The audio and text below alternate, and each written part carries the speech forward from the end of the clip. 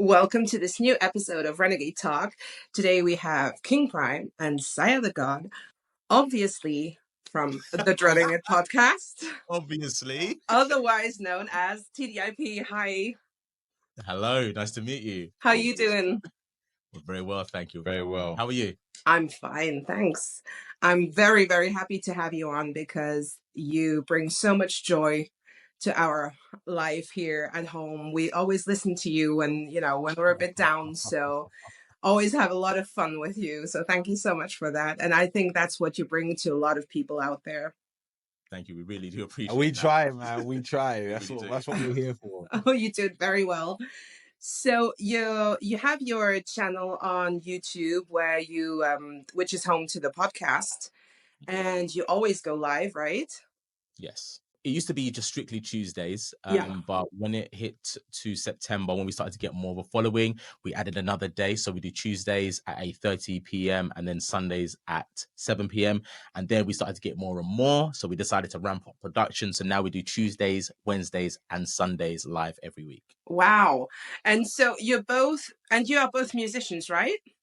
Correct. Yes. But you both still have a regular 9-to-5 job, or? Yeah. Yeah. Yeah? Yeah. And a family life. Of course. Yep. Yeah. So you got quite a lot on your plate there. We do, yeah. Yeah. Not going on. How do you manage to do all that? Because that is quite a lot there. How do you do it?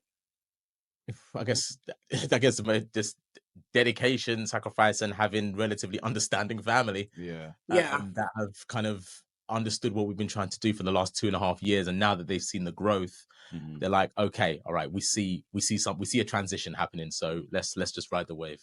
Yeah, I think support is very important when you're doing something like this. When it comes from passion, if it's music or some like the podcast, like what I'm doing too, it's really important to have kind of backup and support from the family and from your friends, because it gives you the drive to continue, I think.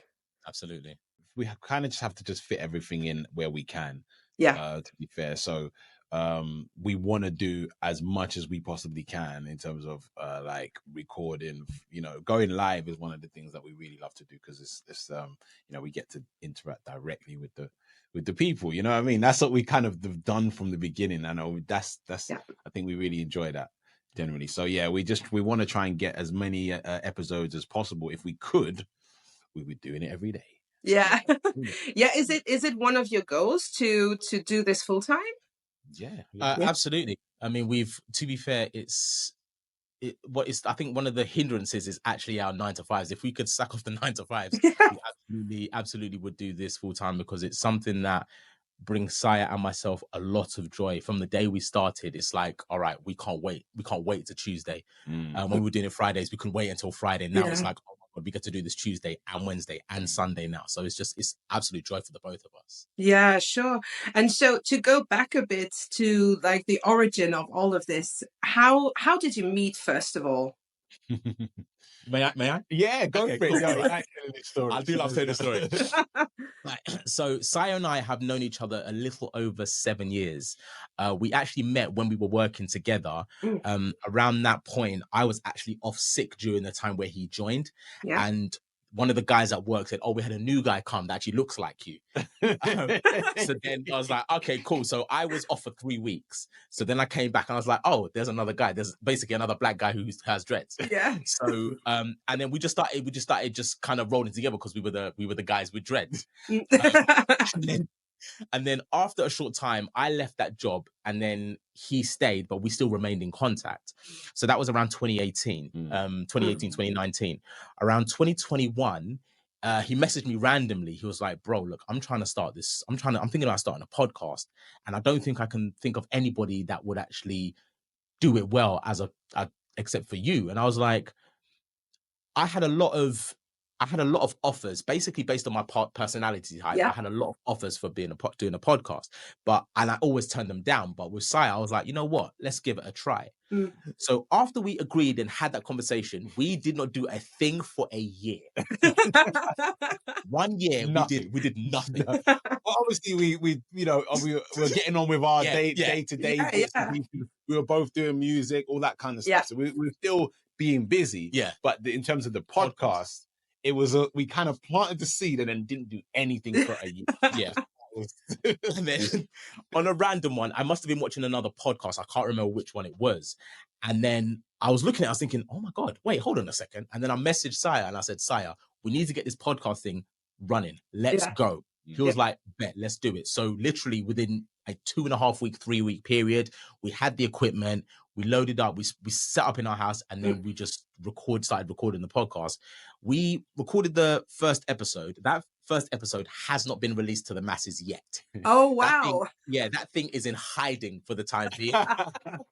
So if we will probably release it until we get to 1 million subscribers, because that's not. I watched it again. Yeah. I watched it again a couple of days ago. It's torrid. It's horror. If we get to 1 million subscribers on YouTube, we'll probably post first episode. So our episodes start from episode number 2. Yeah. Oh, that's some good info there. I think that will motivate people to want to do that. Yeah. They want to see how we started, because it was horrible. The quality was absolutely rubbish. We were talking a whole lot. I think we were talking about I got a parking ticket. Yeah. Parking ticket. When I first bought my car, I got a parking ticket the day I got my car. And we were talking like that, and it was just rubbish. I think the episode was all right. It wasn't that bad. It was. To be fair, I think the both of you can talk about any subject and make it a good one. Yeah. So, because you've been talking about so many different things, and I mean, from one life to the next, it's just a completely different, subject matter, and you always turn it around into something, fun. And so I think even the parking tickets could be fun to watch. Yeah. I know the quality was bad, so I'm not sure. And so, so that started, when was that then? 2021 or something? No, 2? The first episode was dropped in 2022. And then after that, we just committed to doing it every single week. So maybe on one occasion where we have missed an episode, and that's because I was on holiday with my family, and the Wi-Fi was bad. So that's the only time we've ever actually missed an episode. But since September 21st, 2022, we've not missed a week. Wow. And 2.5 years later, we just ended up here. And one of the fascinating things is that what I find fascinating now in comparison to back then is that we were trying different things for a long time, and we were trying to do different things. And I was because I was so invested in it, like I took a lot of my frustrations out on Siah, because one of the things that Siah is very bad at is timekeeping. He's horrible. Yeah. All right. He's better now. So, he's not rubbish now. He's better now. Yeah. But one of my things is like, I hated the fact that the episodes used to go on for too long. And now, in comparison, if we could do this for 5 hours, I absolutely would without question. That's the difference of what happens. And when we were shooting and we were recording, and we felt we were in a bit of a stagnant phase. And Siah was like, to be fair, a lot of this whole thing, a lot of it is him. He kind of conjured this entire thing. So when he decided, he was like, you know what, we should actually start to get into reactions. What's one thing that you and I both know like the back of our hands? Music. Yeah. So then we started to dabble into music reactions, and we started, dabbling here and there, a bit of random ones. One of our most successful reactions was the Melly Mel one. Yeah. Which got the Eminem disc. The Eminem disc from Melly Mel, and it actually got us a little bit of a jump. Yeah. And then we started to do other things as well. Now, one of the things that we're very kind of proficient in, especially Siah, is battle rapping and clashing and stuff like that. With us being both of Jamaican descendants, sound clashes are very, very important. One of the it was almost like a figurehead in Jamaican culture. So we covered Jada Kingdom and Steph London, TJ and Valiant. We did Eminem and Benzino. We did Nicki Minaj and Megan Thee Stallion. And then we started dabbling on that. And then again, we went across the continent. We decided to do Sidhu Moosewala, and we did that's over in India. So there's an Indian. Yeah. But so it's interesting. It's interesting that you say that Siah is kind of, specialized a bit in the battle rap and the diss stuff, because I know we'll get to that later. But as I know, you started with Ren with Cujo Beatdown. And Yeah. which is a particularly odd place to start with, Ren, and so it's really fun because I think looking back now, you have a completely different take and a different view on that. But to have that as the first thing was a bit strange, probably, even if you're specialized in diss tracks. Yeah. Do, do you know what it was? It was random. Yeah. I came across this guy Yeah. on my For You on my Explore page on Instagram. And Yep. to be fair with me, a lot of my Instagram, especially what I'm looking at, is usually either to do with football or cars or gym. So Yep. having him pop up there was quite random. Yeah. So I looked at it and I realized it was a music video. And while Siah and I were deep into reactions, I was like, you know what? I'm not going to watch it. Let's just give it a go. So I just presented it to him one day, and I was like, yeah, cool. yeah, let's do it. Like, let's do it. And then after we played that, literally within the first 30 seconds, as you can see in that video, Lord in heaven. Yeah. that showed on your faces. Oh, yeah. Like, and the thing is, the for me personally, even though that may not be our highest viewing reaction, that is undoubtedly our best reaction we've ever done. Yeah. Yeah. Because it really does show that like we really do blind reactions. So we try and look at things we have not looked at before at all. Do you know what I mean? Yeah. If we've seen a clip, maybe, then every time I see a clip of something, I try and turn it off as quickly as possible. I said, if I'm going to see it, I want to see it in front of the people. So we do blind reactions. And this one was definitely blind. we went in like open-minded, obviously. You know, it's just like all the others. Yeah.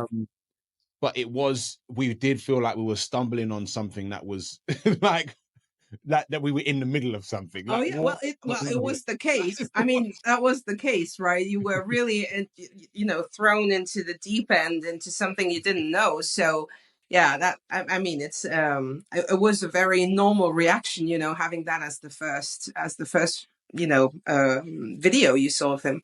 But so just to go back a bit, what was your first idea, just to do mainly hip hop reactions, or did you think, well, we can react to anything? Anything.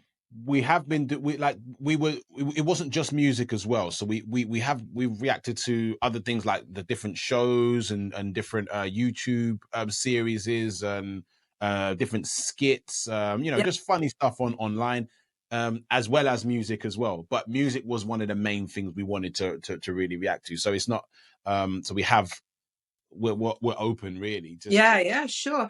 And because it's part of your life too. So I mean, it's something you also, I think we can all we all feel comfortable in certain things. I think when you have a little bit of knowledge or insider knowledge from what it is to be a musician, and what that what you have to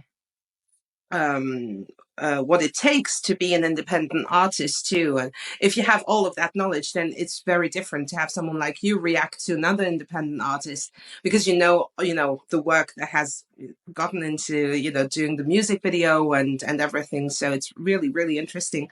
But so what are your musical backgrounds there? Where do you come from musically, and how did you become musicians? So so one of the things, especially in the UK, there's usually two or three places where you usually start when you become a musician. One is in the church, and one is in pirate radio. Ironically, both of those places where me and Siah started from. So I started in the choir from a church. So my mum was a member of one of the biggest choir in London, which was the London Community Gospel Choir. My mum, my aunt, my dad, my godfather, my uncle, two of my uncles, they were all members of that. So you're from a very musical family then? Yes, very, very musical family. And it was one of those things where I wouldn't say I was thrown in at the deep end, but if you have a mum that you go to church with every Sunday and she sings, and you have a dad who can also sing but play the guitar, and also he's a very seasoned comedian as well, there's only really truly one place you're kind of be heading, and it's in the direction of entertainment. So from me, I started singing from the age of 5. And again, under the tutelage of my mum, my dad, my uncles, I learned to play the piano.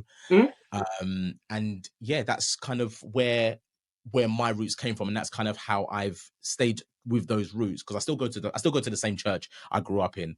I just don't sing in the choir as much as I do, but yeah, that's kind of where I started. And so what instruments do you play? I play the piano and I play the guitar. Okay. I don't play any instruments. I've tried to learn. It's not that I haven't tried to learn instruments, yeah, like throughout the years. But I've had bass guitar, I've had drums, I've had a normal guitar, I've had I had a trumpet at one point. Like it's like, yeah. Like I just never, it just never clicked. You know, what did click was being an artist and the music side of it. So I was, you know, I produced for myself. I recorded myself. Do you know what I mean? So I was the engineer for myself. You know, I did my own hooks. I did my own, wrote my own lyrics. I was kind of just focused on that side of things. You know what I mean? Just being my whole production, essentially. So that's yeah. I mean, as King Prime said, so I started in the pirate radio. So that sort of thing. That was the culture in the UK, pirate radio, which was like garage, hip hop, house. That's that kind of that era of just early, like late 1990s, early 2000s. That era was very much an important era. And I'm sure, because I know that I'm sure, you know, even someone like Ren would appreciate that era, because I know he's done certain garage tunes from that era. Like with a little bits of luck, we can make it. When he dropped that one, when he was in the big. Oh, I saw your face. you lit up immediately when you heard that, because I saw your reaction to it. Era. That's our era. That was it, because I wouldn't have thought he would go there. But obviously these kind of things they still play these kind of tunes in the clubs. Absolutely. Especially in the UK. And especially in the UK in general. So whether you go up north or whether you go down south, you're going to be playing these kind of tunes within a party or whatever. Yeah, sure. And also because I think it was quite kind of a free era too for musicians. There were loads of, because we didn't really have everything that we have now with the internet, so you had to try to find different avenues to put your music out there. And it wasn't the codes weren't really the same as they are now. It wasn't as restricted in some, you know, parts of the music industry as it is now too. So it was quite free, I think. And so we had, you know, loads of different things that we heard, and different styles and genres. So we were subjected to, you know, a whole lot of different music, and like the multitude of artists, because we had to, you know, listen to the radio, or we couldn't just go on Spotify and choose whatever we wanted. We just, you know, had stuff coming at us. So I think it was also interesting, because people were maybe kind of open-minded to hearing different things, because that was just what was going on too. Yeah, absolutely right on that one. And so so when did you start do you live perform now? The last time I actually performed was, I think, over a year and a half ago. Okay. That's the last time I've actually been on stage. Funnily enough, I actually have a show next week. Oh, nice. Yeah, Where? I have a show next week, actually. Yeah, it's called Made in the 90s. So essentially, it's a homage to the 90s. Oh, cool. So what it is that we specifically do songs as our own original compositions, but it's over 90s beats. So I've been blessed with Tupac's "Do for Love," which is one of the best. Oh, wow. Yeah. I'm going to be singing over that next week. But yeah, that's the last time. Before that one, the last time would have been over a year and a half. I haven't performed in a little while. I think I've just been focused on the pod, and obviously releasing music as well. So I'm still releasing music in the last, I would say, 3-4 years. Been sort of churning out music, but not necessarily focusing on live performances and things like that. But yeah, and you're both putting out music videos too, right? Yeah. So that's another thing you put on your plate. The work never stops, man. The work just doesn't stop. And so going from there, then you started the podcast and you went into this reaction scene. And when did you really start getting a following, and where you thought, well, this could really go somewhere. How was that feeling for you to have, people really get invested with the podcast? Because now your community is highly invested in you and the podcast, and I can see they're showing so much love, and must have been great to get the first feeling of that. Do you know what we've all? I think from right at the beginning, I think we've always had an engaged sort of following. I think it's in terms of we had a core that was engaged. It just wasn't. It just wasn't as big as it is now. Does that make sense? It was a lot smaller, but it was very much a tight-knit community. Yeah. Do you know what I mean? Right from the beginning. Does that make sense? But yeah, I said, I think as we've, I think it was the things like the reactions which sort of made us jump yeah, just a little bit further, put us in the eyes of a lot more people, put us in front of a lot more eyes on YouTube. Do you know what I mean? On social media in general, TikTok, so on and so forth. So I think it was the Cujo one that was. It was the Cujo one was the one that's really set the pace. I think it's because it was all of our reactions are genuine, because we genuinely do not anything that Siah presents to me or I present to Siah, we genuinely don't watch unless we're recording. But this one here, I think it was because of the level of confusion and our commentary on it. That's kind of what's kind of set us apart from like other reactors. And like there's stuff like what people kind of lent into us is that obviously they like our reactions, they like our commentary, but I think it's because as a double act, they like our personalities. Yeah, sure. And they come for the reactions and then they end up staying for TDIP because we go.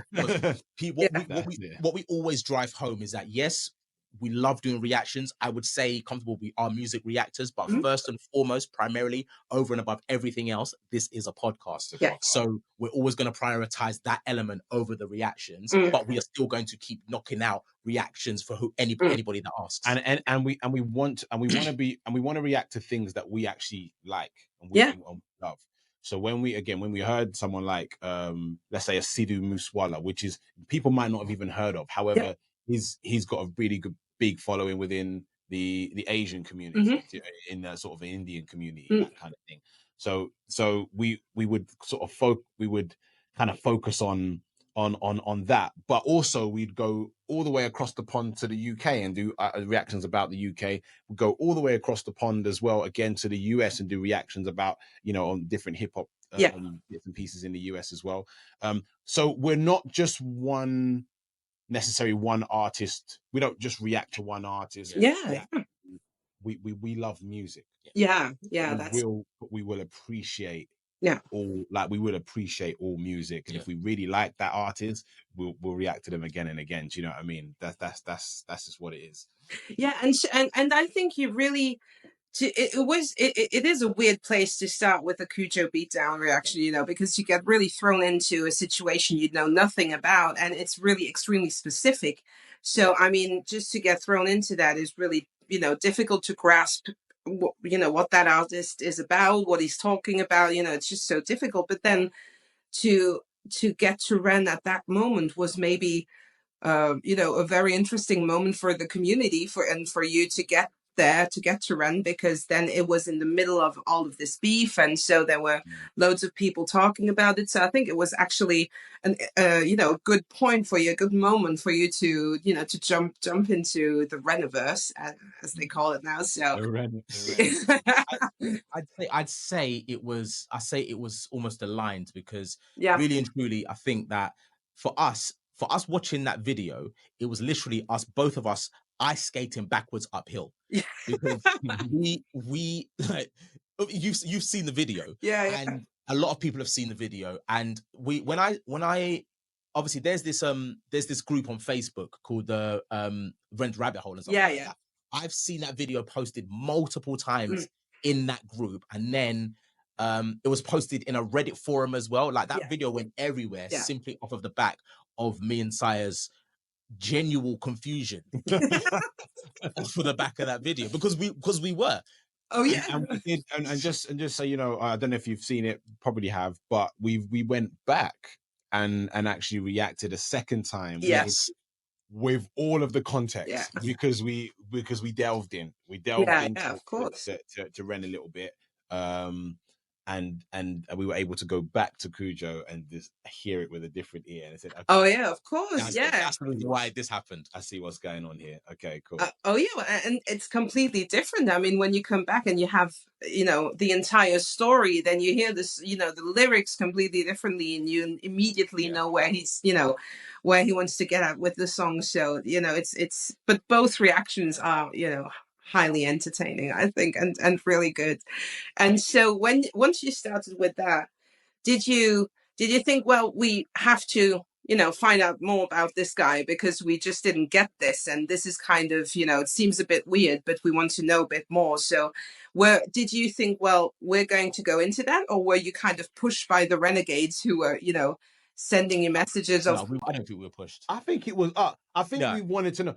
It was a combination. I think we really are just inquisitive. We do it with every single artist that we react to. If there's something in there, we would delve in. We'd like, okay, cool. Who is this person?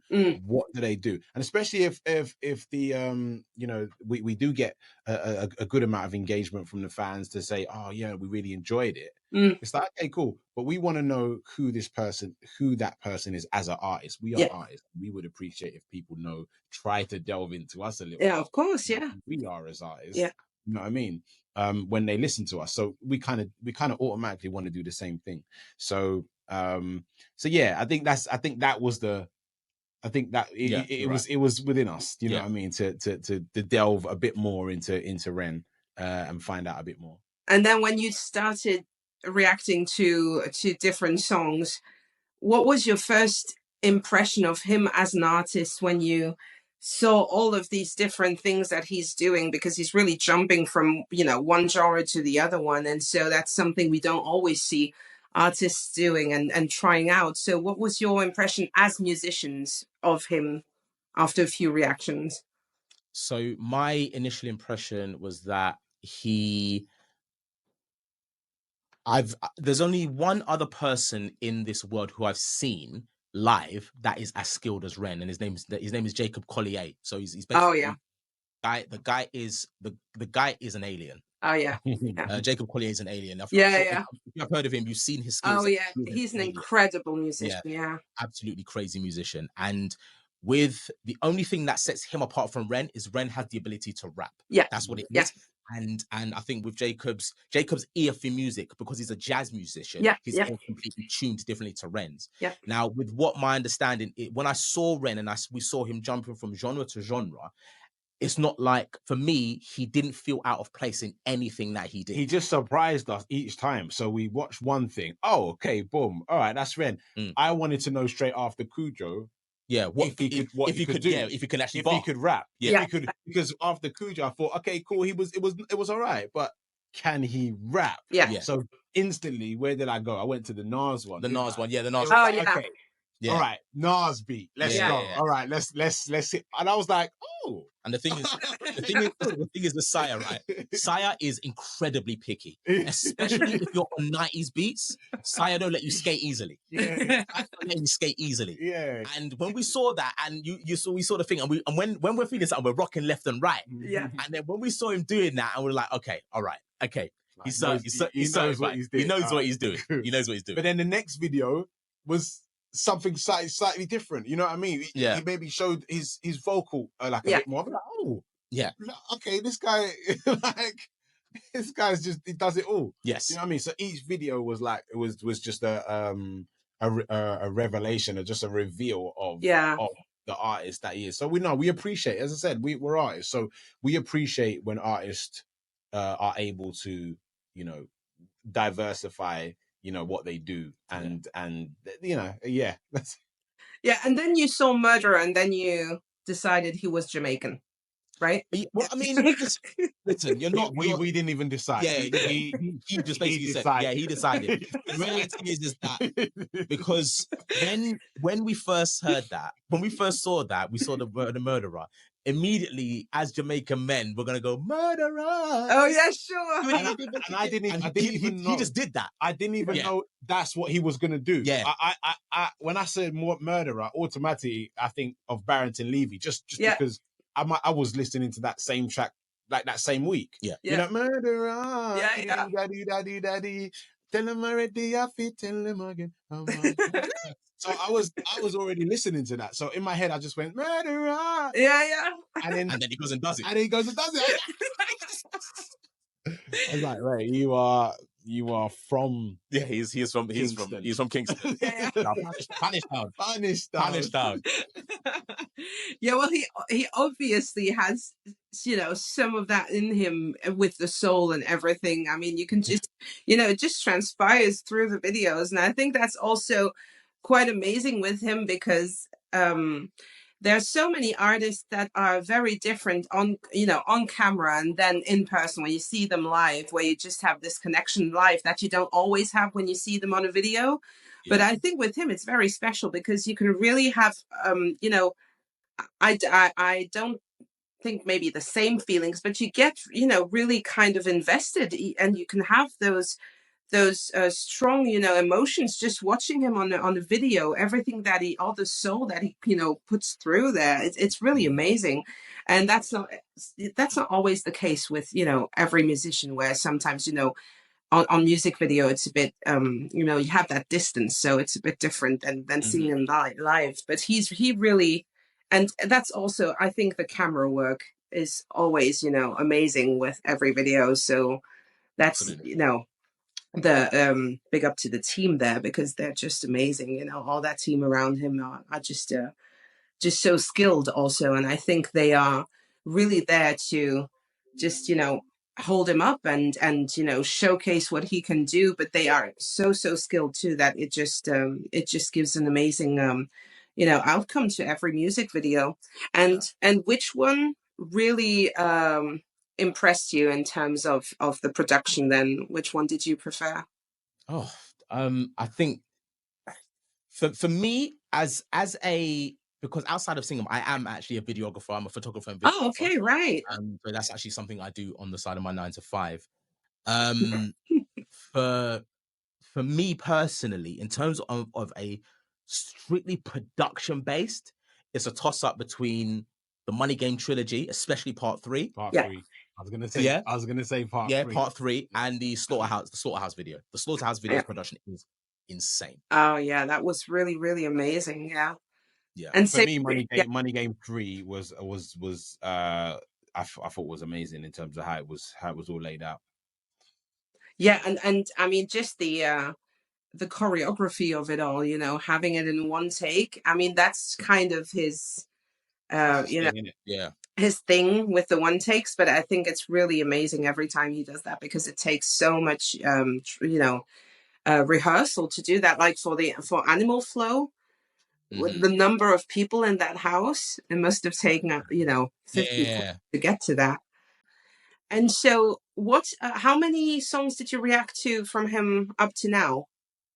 Who knows? Jesus Christ! Loads. Lisa, we could not give you a number. I'm not gonna lie to you. Oh, really? We have a. The thing is, what we tend to do, what kind of sets us apart from other reactors, is that we will drop maybe 2-3 videos a day. Yeah. So I think I think we've actually almost completed Ren's catalog.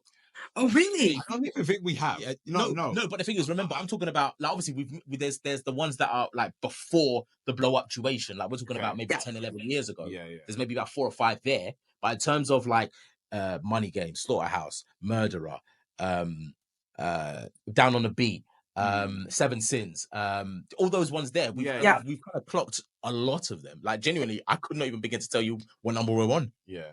And do you still have Renegade send you messages saying, "Oh, please react to this one or that," or do? Oh, absolutely. Yeah. Daily, Lisa. Yeah. Daily. Yeah.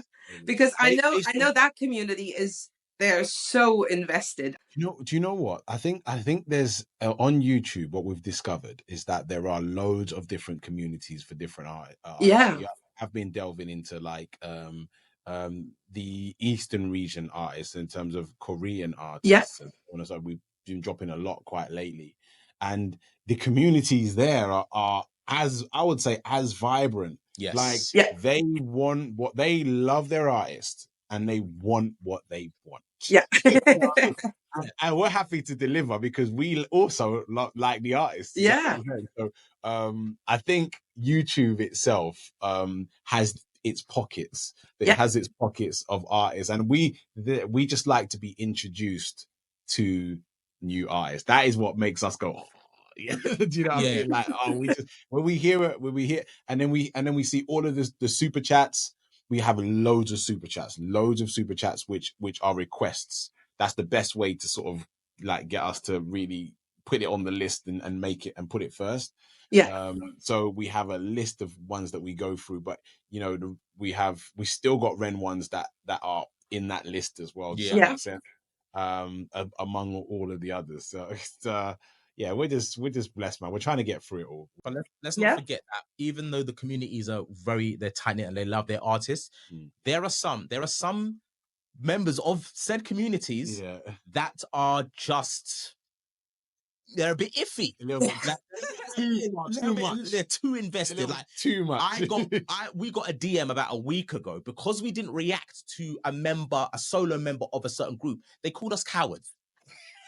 They called us wow. because we didn't react to it. I'm like, how does that equate that for me? But the thing is, I have all the time in the world for these silly comments. I'll be like, make it make sense. We literally, do you know what? We literally the other day, you showed me a absolute dissertation we got in the comments, and I'm not talking about any regular comment. Oh, I'm talking about at least 1,000 words or something. I don't know what, like. It was at least 1,000. Oh, it was the one you posted in your story, right? Yes. Oh, that was amazing. Oh yeah. Yes. My gosh. Like we wouldn't even begin to even start to read it because it's like haven't really got time to read it. Like, yeah. So you have some members of the communities a bit iffy. Yeah, well, I mean, there are obviously all around the world there are people that have, you know, their own problems or any, you know, type of mental health issues. So you because you're public, you know, once you're on YouTube, you come across, you know, people that have different issues, and so I mean, you're in direct contact with those people. But then there are also people that are just so highly invested that they almost want to make decisions for the artist or think they are, you know, or they know they're the only ones who know what the artist stands for. You know, no one else understands the artist. So it's like also that type of investment that is not really, because I stopped your story, you know, I paused your story and I was like, what's that? And, you know, I went through a few lines. And it was really, it was really crazy. I mean, you know. And so I was like, this doesn't, it didn't make any sense. Like from one sentence to the next, it was like, wow. It's like he was bouncing between different, like, like subjects. And I'm like, mate, if one or two comments say, oh, you haven't done this and you haven't done that, you know what I mean? Shut up! Like literally, yeah. I want to do like a kind of a compilation of this first season I'm doing, because I've had, you know, I have interesting people on and they all have different takes on Ren and on the Renegades and everything. And so what I would love to do is to compile some of the thoughts of everyone I interviewed and make a nice compilation of that about what you think of Ren and what you would say to him if he were sitting in front of you right now. For me and Siah personally, if he was in front of us right now, I'd say get on the mic.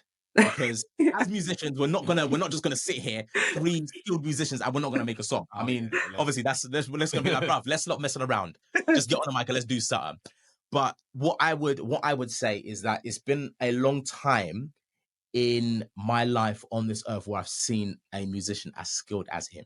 And I'm talking about, like we said that we're not gonna say this as like this is the be all and end all, but he reminds us a lot of Prince, and we said this in the episode because maybe we're not talking about his legendary status, because obviously we all know Prince is a legend, dead or Yeah. alive. But we're talking about his skill set, whereas Prince, he done the same thing as what's Prince done as a writer, a composer. Prince played many instruments. Prince produced his own music. So what I would say to him personally is just, bro, keep doing what you're doing. Like shut up, but keep doing what you're doing. You know what I'm saying? Just keep doing that, because honestly, it's showing other artists what is possible. It really is. So keep doing what you're doing. Set that trend. Keep setting the trend. Do you know what I mean? For an independent artist, that's valid. valid. Oh yeah. Valid.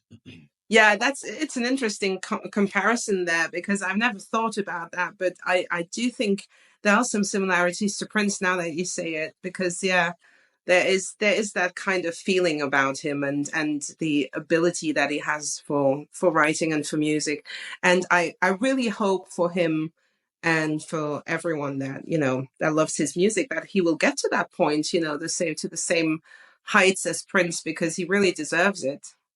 I have absolutely no doubts that he won't, because he's that skilled. I mean, there's no one, you can't just be that skilled. The thing is, he's skilled and he's hardworking as well. Yeah. So if you have the talent and you have the determination and the drive, the sky is just a floor. Oh yeah. You know, beyond where you can actually get to. Oh yeah, sure. Well, guys, thank you so much for being on this episode. It was great fun having you. Thank you for taking the time, and I hope to talk to you soon again. Absolutely. Look forward to it. Thank you so much, Thank you, Lisa. guys. Thank you, Lisa. Thank you.